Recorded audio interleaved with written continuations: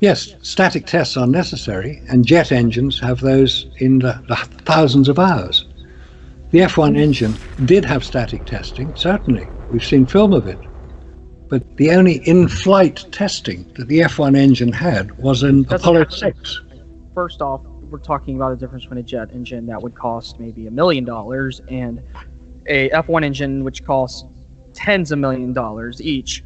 Massive differences in money. So, and then the jet engines are much readily available than an F1 engine. So, if every time you launch an F1 engine in flight conditions, you lose the engine. So that would be a very good motivation as to not test them in flight as much as possible. So we got one test done in flight. We found the problems. We went back to the static testing, figured out the problem and how to solve it in static testing. Time to launch it in flight again. The pogo oscillations on Apollo 6 were not cause for abort, and they were not cause for concern of the astronaut safety.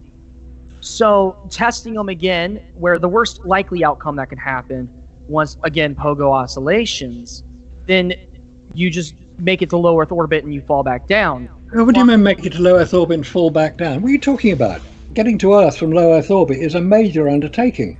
Yeah, and Apollo 6 accomplished that. Apollo 6 went to low Earth orbit. It orbited around the Earth. Yes, and? And it had pogo oscillations. And what happened then? So if the pogo oscillations, at worst, make it go to low Earth orbit, then the thing that you're worried about is having Apollo 8 just not make it to the moon. It just makes it to low Earth orbit, in which you just end the mission there and bring it back down. Your astronauts are still safe. This is where we differ in our approach. I say that there were major problems with Apollo 6. You say there were minor problems with Apollo 6. Yes, I say they're minor problems because it still accomplished every single one of its goals, and every engineer that would talk about this says it's minor problems. You say they're major problems, and I'm going to play a little armchair psychology here. It's because you want to confirm your biases. Yeah, of course I do. Same as you're doing. You're using other people's words. Yeah, and I'm using other people's words too. And you believe everything that everybody tells you is 100% true. First off, that's a massive straw man. And I think that the engineers themselves didn't have a reason to lie. Knowing how engineers work, I don't think they have a reason to lie, and I don't think they would have. No, I would agree with you. I would say that the majority, if not everybody, working on Apollo during the 60s was doing the very best job they could.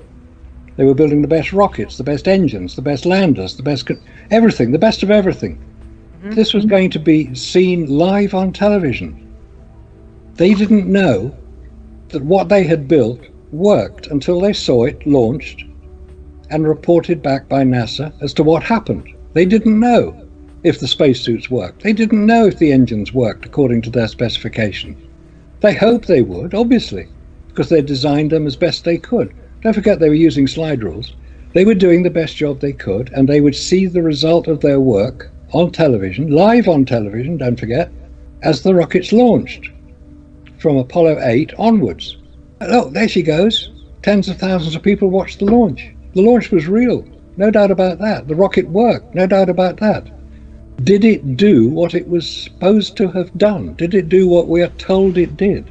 And this is the point I come in with a question. How do we know it did what we're told it did? Because NASA tells us that it did it. Oh, great. The people responsible for it are reporting on the success of it. Now, I don't happen to believe that NASA tells the truth at all times. As the New York Times dubbed them many years ago, never a straight answer. They tend to dissemble when things get a bit rough. Now, if there was a decision made at a very high level politically and at NASA that getting to the moon under the conditions that were known to exist on the moon, because they'd sent unmanned craft there, the Surveyor, the Ranger, the Surveyor and the Orbiter craft, they knew what the conditions were. Could they land humans live on television safely and return them safely back to Earth with no possible problem and no possible difficulty? Could NASA guarantee that? You can't guarantee yourself going to work in the morning. Exactly. So if they're going to do it live on television, it has to be seen to work.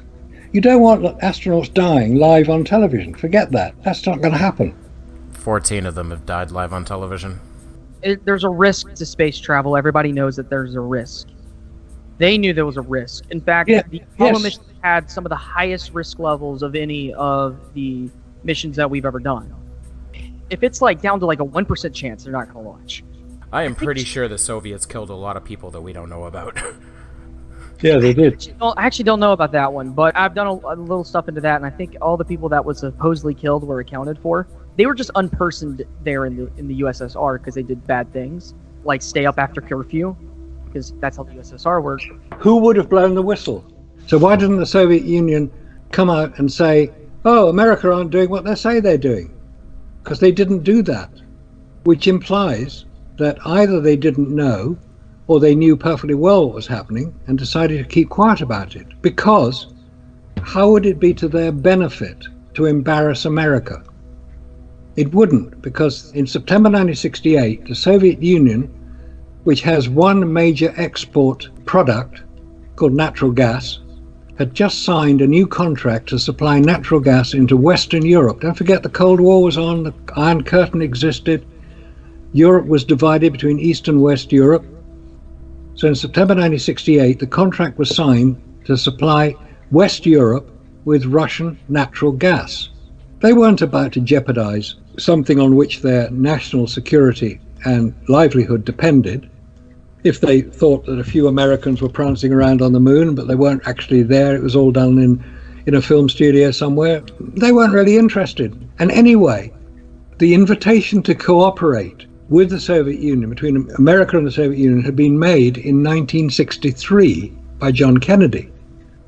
It wasn't taken up, there was no cooperation until the Apollo-Soyuz project in 1975.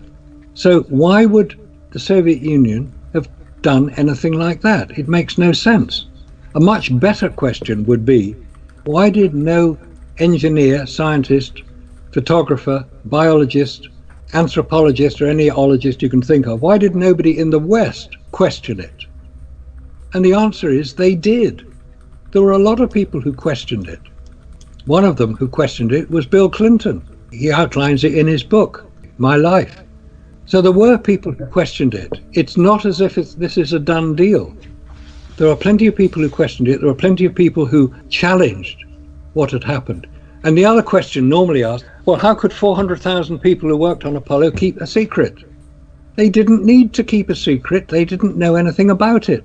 It wasn't part of their activity. They were doing the best job they could. They were going to see it live on television, the same as the rest of us did. So the Russians weren't going to blow the whistle because there was nothing to blow. There was no hoax to expose because they didn't know how they'd done it.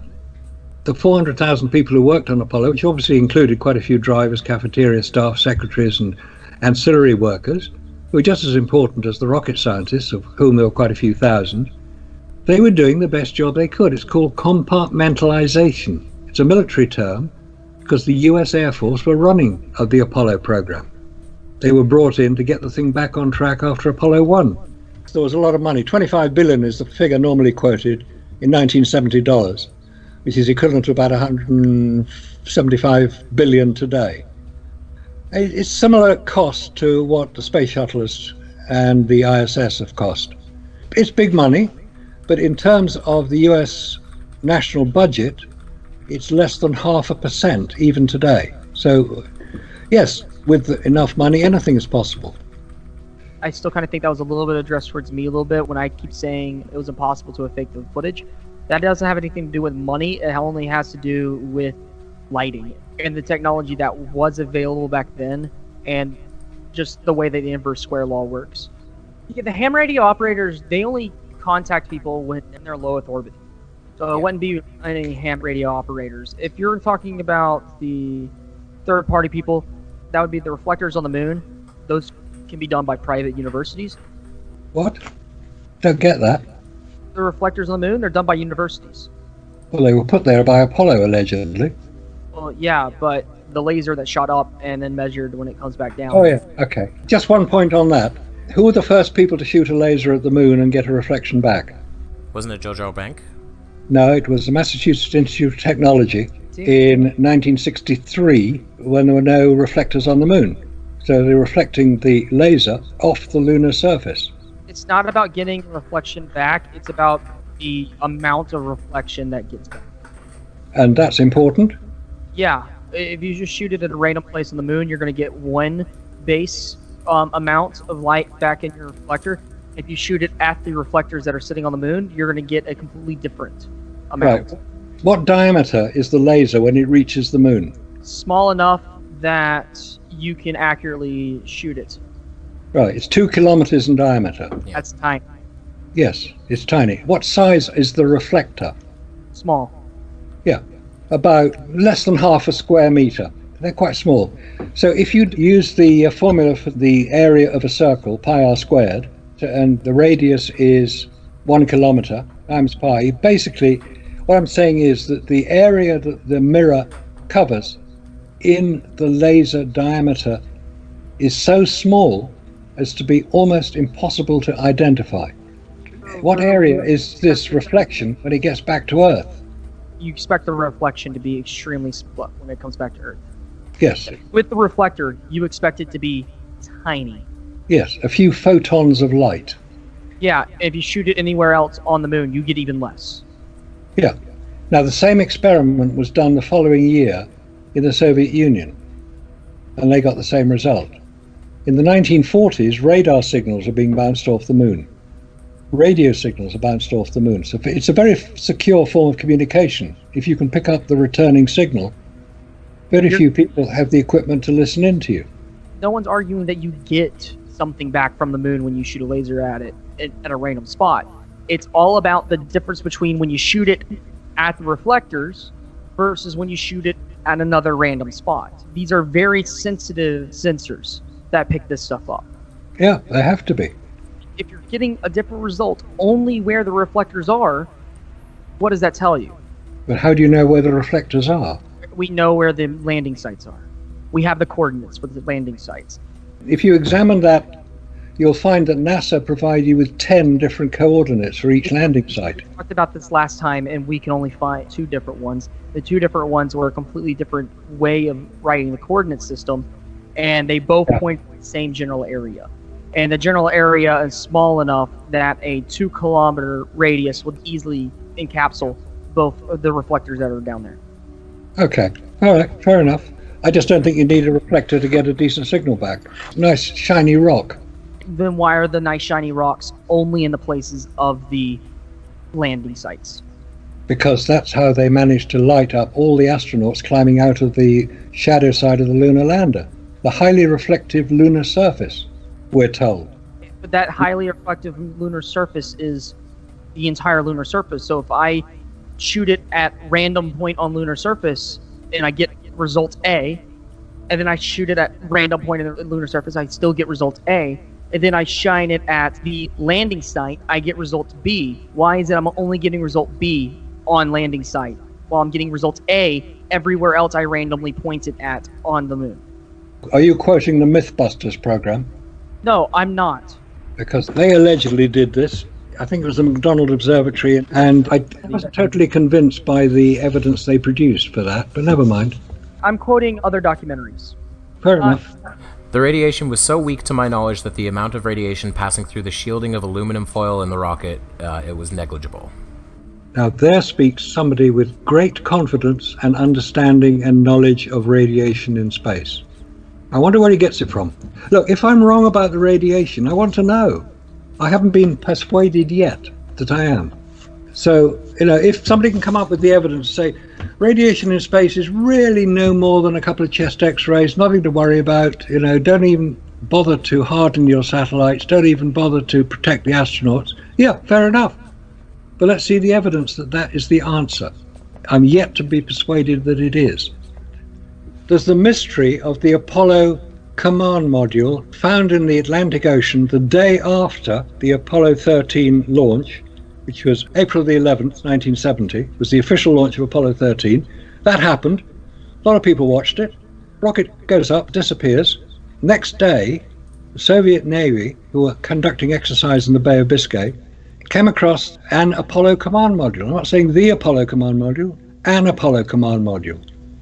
There's no doubt about it. There are photographs of it.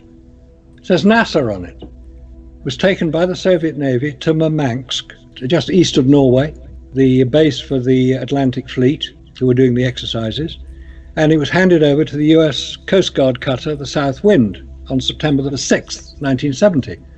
Brought back to the US, and it's now on display outside Grand Rapids Museum in Michigan. You can go and see it. What the hell was it doing in the Atlantic Ocean? Even if it wasn't Apollo 13, even if it wasn't, it's supposed to be what's called boilerplate 1227, BP 1227. Boilerplate was the practice command modules. They weren't full command modules, they didn't have all the kit on board, but they were used to practice for astronauts or getting out of them when they were dropped in the ocean and what would happen if things happened. So they didn't use a full command module, they used what's called a boilerplate, a mock-up version. But what the hell was it doing in the Bay of Biscay? Now, when the Apollo missions were launched, they would follow a similar trajectory and they would go out over Africa. And most astronauts would look out for what's called the Eye of Africa, which is a very visible physical feature in Mauritania called the Richat structure, R-I-C-H-A-T, Richat structure. It's 3 concentric circles about 20 kilometers in diameter. It's very visible. Astronauts would look out for it, so they knew, well, at least we got to Africa, guys. Let's go on. The Richat structure is in Mauritania, which is about 1,500 miles south of the Bay of Biscay.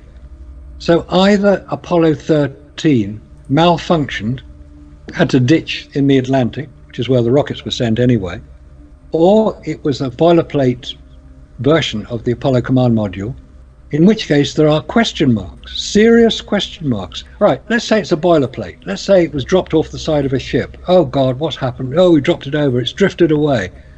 Oh, well, somebody will see it. If it was dropped off the coast of Florida, because they didn't practice anything in the Bay of Biscay, it's 2,000 miles from Florida to the Bay of Biscay, which is off the coast of France and Spain. How long would it take to drift there? About 5 or 6 weeks. There would be some evidence of marine life on it. Barnacles, seaweed, algae, all the stuff that you get if you leave a boat in the sea for too long. None of that appeared. There were no barnacles, there were nothing. It's as if it had just come down. It hadn't drifted across. It was never reported missing. So there's a real mystery. This thing was real. There are photographs of it on the USS Coast Guard cutter South Wind. What the hell was it doing there? Nobody's ever come up with a decent answer to it yet. And the coincidence mounts up when you realize it was picked up 24 hours after the official launch. The boilerplate that was found, was it not being used by the UK, by England, when it was lost? The UK didn't use Apollo boilerplates. The only US publication that reported the recovery of this capsule was the Stars and Stripes, the US military publication, in 1970. It wasn't widely reported. So obviously, losing a boilerplate, losing any capsule, losing anything is a bit of a downer for NASA. They weren't about to publicize it, and they didn't. So if you've managed to lose one of your practice command modules, let's just say it's there. Let's not worry about the official Apollo 13. Let's just say it was a boilerplate. You think they would have reported it missing. You think they would have been a little bit embarrassed that the Soviet Navy found it, took it back to Russia, and handed it over 6 months later, having had a good hard look at what was inside. But the one that is now on display at Grand Rapids Museum in Michigan has been sealed till 2076, the 300th anniversary of the creation of the United States. He's referring to the N-1 rocket, which was the Soviet version of a Saturn V. They had 30 engines, and they had 4 test flights, all of them failed. It's very ironic that SpaceX's new super-duper rocket has got 30 engines. I hope it hasn't the same effect. Marcus, do you want any kind of last words here? Give yourself 2 minutes. Yes, anybody who would like to contact me, you can do it either through the aulis.com website, that's AULIS.com, or nexusmagazine.com. I'm the UK publisher of Nexus Magazine, the world's leading alternative news magazine, which is essential reading for anybody trying to navigate their way through these contentious times. It's a fascinating subject, the whole space travel. I'm absolutely fascinated by it, as I think both of you are. And I do appreciate that we have different approaches to it, different views, but eventually somebody will return to the lunar surface. President Trump has said that must happen, basically before the end of his second term. If it doesn't happen, he's going to get particularly upset and start calling NASA out. He said, well, if it's so easy for you to do 50 years ago, what's the problem today, guys? Get on with it. Is likely to be his response. It's interesting that the head of human space travel, I think at NASA, forgotten his name, resigned last week. He seemed to have got involved in a bit of skullduggery somewhere. I don't know what happened, but he resigned. Second one to resign in a year. Very unfortunate to lose people like that. I hope they do get back to the moon. I really do hope, because then we can have a look at the Apollo landing sites and confirm that they're real. It hasn't happened yet. Lunar Reconnaissance Orbiter photographs do not persuade me that those are photographs of what we're told they are. They're very good photoshopped images. I will say I am equally excited to see a new person stand directly beside the Apollo landing sites. I think that would be amazing. Don't forget, they can't get closer than 2 kilometers. There's an exclusion zone around them. So they're going to have to get a telephoto lens to get the landers in the same picture. Still be good enough for me. Blue, any last words, brother? I think this is actually a better discussion than we had last time, and I can't wait to have a third. I guess, thanks, Marcus, for being here. Again, I think we both brought up some cool subjects. If you want to find me, my YouTube channel is Blue Earth Thing. We're currently building an observatory called Happy Deer Observatory, and you can follow the progress of that on my YouTube channel. And it should be one of the largest observatories in the state of Alabama when it's finished. Will you be able to see the landing sites from him? No, we won't have a telescope that powerful, no. Even the Hubble isn't powerful enough. Yeah, it's crazy when you deal with that telescopes. Like more money you put, the better it can get. And thanks, Kevin, for controlling everything so well. Oh, you're very welcome. A round of applause for Kevin. Have a good night, everybody.